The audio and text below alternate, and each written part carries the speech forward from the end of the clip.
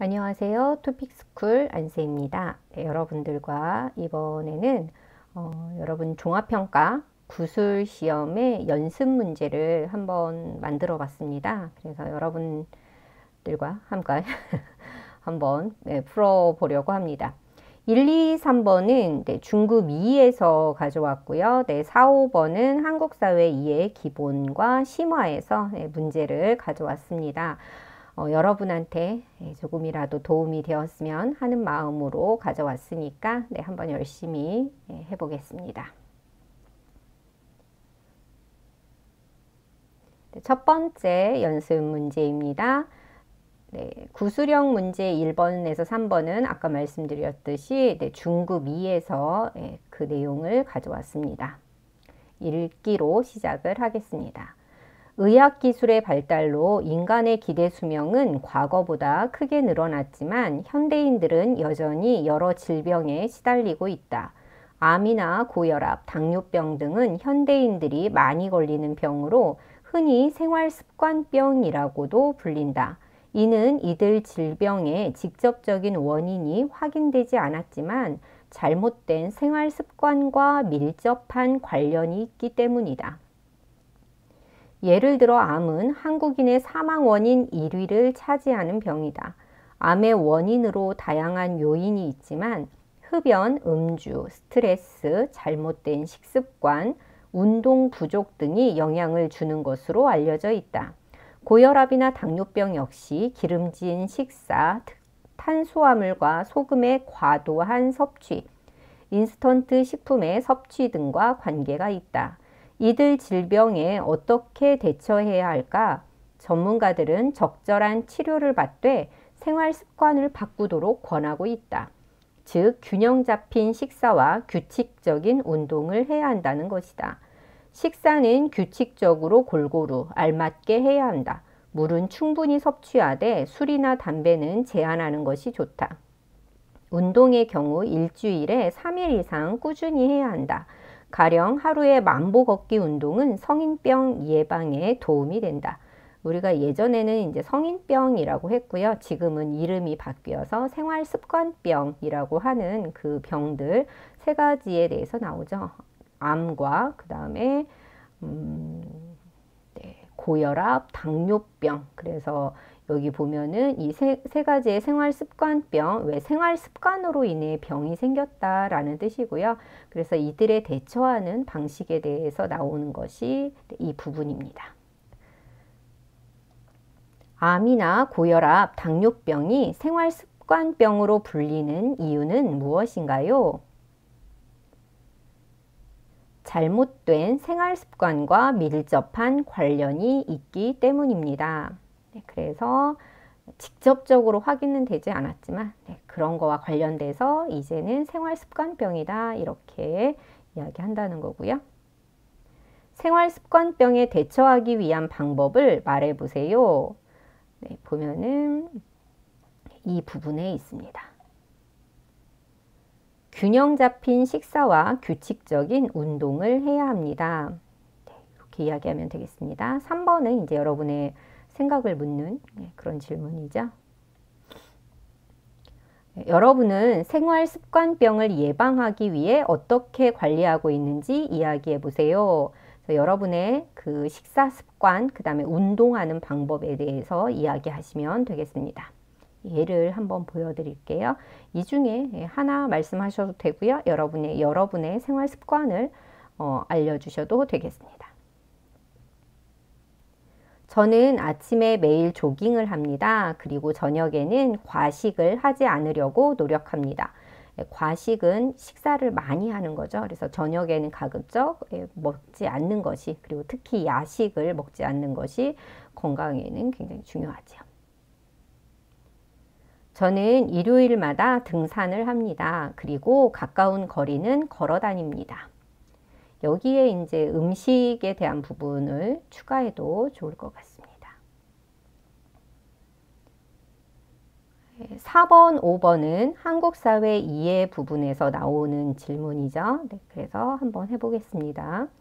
한국에서 대중교통 이용을 권장하기 위한 제도가 무엇인지 이야기해 보세요. 이렇게 여러분은 질문이 있으면 여기 그 책을 찾아서 더 한번 확인해 보시기 바랍니다. 환승 할인 제도, 버스 도착 안내 서비스, 버스 전용 차로제와 같은 제도입니다. 네, 환승 할인은 여러분이 그 카드로 그렇게 그 두 개의 노선을 이용할 때 그 할인해주는 그런 제도이고요. 그 버스 정류장에 버스 도착 뭐 몇 분 후 도착 이런 거 안내하는 서비스, 그다음 버스 전용 차로제 이렇게 파란색으로 그 도로에 표시되어 있는 부분에는 일반 차는 가면 안 되는 그런 제도입니다. 한국의 물가는 다른 나라에 비해 어떤 편인지 이야기해 보세요. 한국 사회의 이해 기본 137쪽 경제 부분에 나와 있는 문제입니다. 한국의 물가는 어떤지 여러분 아시나요? 비싸죠? 네, 보겠습니다. 지하철과 같은 대중교통요금, 수도요금, 전기요금과 같은 공공요금은 싼 편이나 쌀, 고기, 채소, 과일 등과 같은 식재료 가격은 비싼 편입니다. 그래서 공공요금은 싸나 이런 식재료 가격은 비싸다. 이렇게 이야기를 할 수 있겠습니다. 연습 문제 두 번째로 갑니다. 이 글의 내용은 중급 2에 140쪽에 있으니까 한번 보시기 바랍니다. 사회가 변화함에 따라 우리가 사용하는 언어가 새롭게 만들어지기도 한다. 과거에는 없었던 것들을 표현하고 급변하는 사회의 특징을 반영하기 위해 신조어가 자연스럽게 등장했다. 그러나 신조어의 사용은 언어를 파괴하고 기성세대와의 소통 단절을 유발하는 요인이 되기도 한다. 한 설문조사 결과에 따르면 89.2%의 직장인이 신조어 때문에 세대 차이를 느낀 적이 있고 신조어 사용이 비교적 활발한 20대의 96%가 뜻을 이해하지 못해 검색해 봤다고 답했다. 전문가들은 신조어의 출현이 자연스러운 현상이라고 인정하면서도 의사소통에 어려움을 가져올 정도로 무분별하게 사용하는 것은 문제가 있다고 지적했다. 한편 신조어를 사용하면 젊어지는 기분이 들고 자녀들과의 대화도 늘어서 좋다는 기성세대도 있다. 그 밖에 신조어의 사용을 긍정적으로 평가하는 이유로 재치 있는 말들이 많아서 새로운 현상을 적절하게 표현할 수 있어서 쉽게 공감할 수 있어서 라는 응답도 있었다. 그러나 신조어를 사용할 경우 의미 전달이 명확하지 않아 혼란을 가져올 수 있다. 그래서 신조어에 대한 내용이죠. 그래서 새롭게 만들어진 언어라는 뜻. 그래서 여러분 뭐 먹방 이런 거 먹는 방송이죠. 그래서 그런 게 이제 새롭게 지금 새롭지는 않나요? 그래서 저도 이제 이해 못하는 그런 말들, 그래서 한국어에 특히 이제 줄임말들이 많아가지고 저도 이해하지 못하는 말들을 검색해 본 적이 있습니다. 그 내용을 조금 담아봤습니다. 신조어가 등장하게 된 배경은 무엇인가요? 과거에는 없었던 것들을 표현하고 급변하는 사회의 특징을 반영하기 위해서입니다. 여기 부분에 있습니다. 전문가들은 어떤 부분이 문제가 있다고 지적했나요? 네, 어떤 문제가 있다고 지적했는지. 의사소통에 어려움을 가져올 정도로 무분별하게 사용하는 것은 문제가 있다고 지적했습니다. 자연스러운 일이지만 너무 이제 이해 못하는 말들을 많이 사용하는 것은 옳지 않다라고 이야기를 했다는 거죠. 그래서 여러분한테 이제 물어보는 질문입니다. 여러분이 한국에서 들은 신조어가 있나요? 경험을 이야기해 보세요. 그래서 우리가 초급 1에서 줄임말이 나오는데 이런 거 있잖아요. 치맥, 이런 치킨과 맥주, 뭐 이런 것도 이제 새로운 말 이렇게도 볼 수 있는데 이 내용은 여러분이 조금 신조어 해서 검색해 보시고 여러분이 들은 경험을 한번 생각해 보시면 좋겠습니다. 제가 한번 예를 이렇게 들어보겠습니다. 저는 깐부라는 말을 들었는데 처음에는 이해하지 못했습니다. 친한 친구를 뜻한다고 했습니다. 오징어 게임에 나와서 많이 쓰이고 있습니다. 그래서 한 TV 그 드라마 오징어 게임에 이제 깐부가 나와서 이런 말이 이해하지 못했다. 이렇게 한번 적어봤습니다. 저는 줄임말을 잘 이해하지 못할 때가 있습니다. 질점은 즐거운 점심 식사라는 뜻입니다. 질퇴는 즐거운 퇴근이라는 뜻입니다. 4번부터는 여기 한국사회 이해로 다시 옵니다. 한국의 사회보험 4가지를 말해보고 그 중에서 한 가지를 설명해 보세요. 그래서 사회보험 4가지를 일단 먼저 말해보겠습니다. 한국의 사회보험에는 건강보험, 고용보험, 국민연금, 산업재해 보상보험이 있습니다. 그 이후에는 여러분이 그 중에서 한 가지, 저는 4가지를 예를 들어 드릴 텐데 이 중에 한 가지를 설명해 보시면 되겠습니다. 그 중에서 건강보험은 아파서 병원에 갈 때 의료비의 일부를 지원받을 수 있는 제도입니다. 그 중에서 고용보험은 회사에서 해고되었을 때 일정 기간 금전적 지원을 받을 수 있는 제도입니다. 그 중에서 국민연금은 나이가 들어 더 이상 돈을 벌기 어려울 때 매달 일정 금액을 생활비로 지급받을 수 있는 제도입니다. 그 중에서 산업재해 보상보험은 회사에서 일하다가 사고로 다쳤을 때 병원비 등 피해에 대해 보상을 받을 수 있는 제도입니다. 5번 문제입니다. 한국에 사는 외국인이 지켜야 할 기본적 의무는 무엇인지 이야기해 보세요. 한국 사회의 기본 164쪽에 있으니까 여기를 먼저 확인해 보시고 답을 이야기해 보셔도 좋겠어요. 외국인도 한국의 법과 공공질서를 잘 지키고 법이 정하는 세금을 내야 합니다. 연습 문제 3번째입니다. 이 내용은 중급 2의 152쪽에 나와 있으니까 먼저 확인해 보시고 문제를 풀어보시기 바랍니다. 한국의 학제는 6334제로 초등학교 6년, 중학교 3년, 고등학교 3년, 대학교 4년으로 구성되어 있다.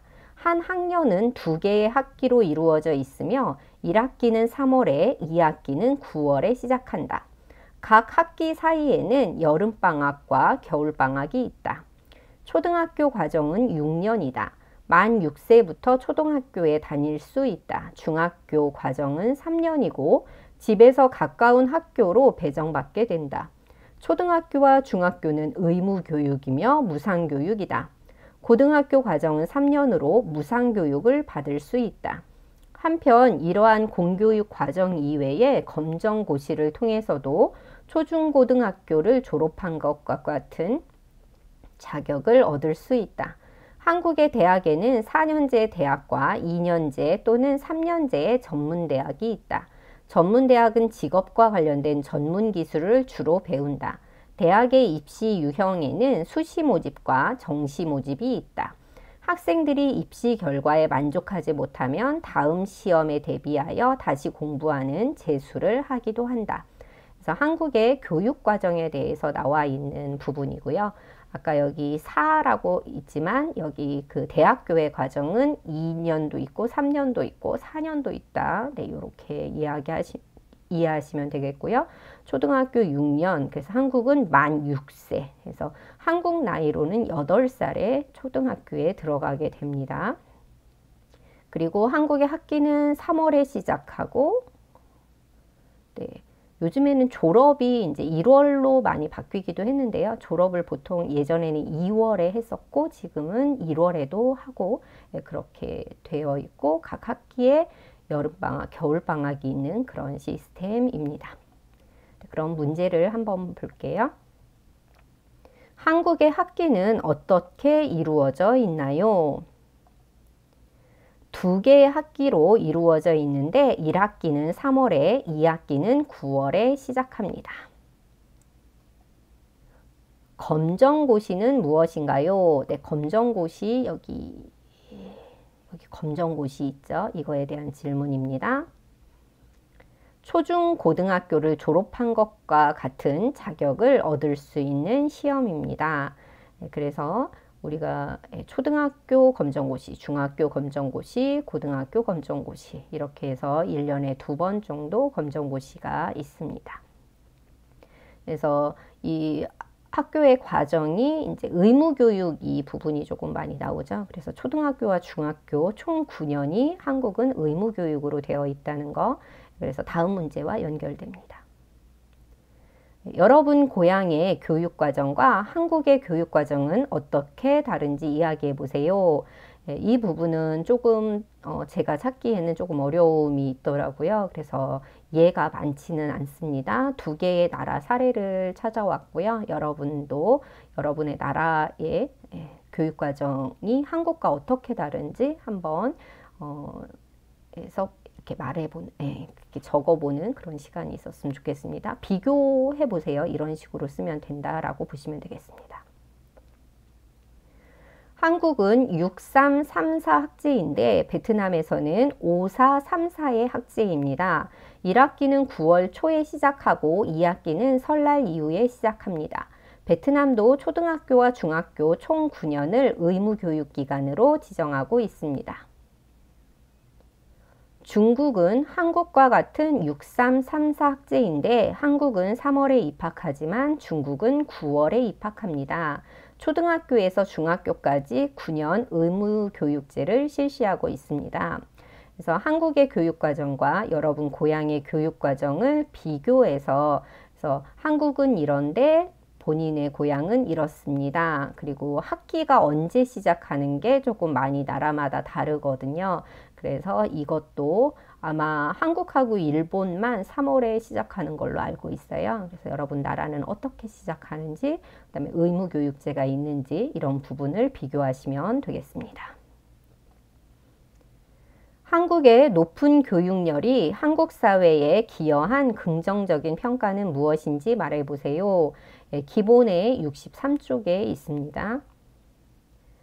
우수한 인재를 많이 길러내 한국 경제가 짧은 기간에 빠르게 성장하도록 이바지했습니다.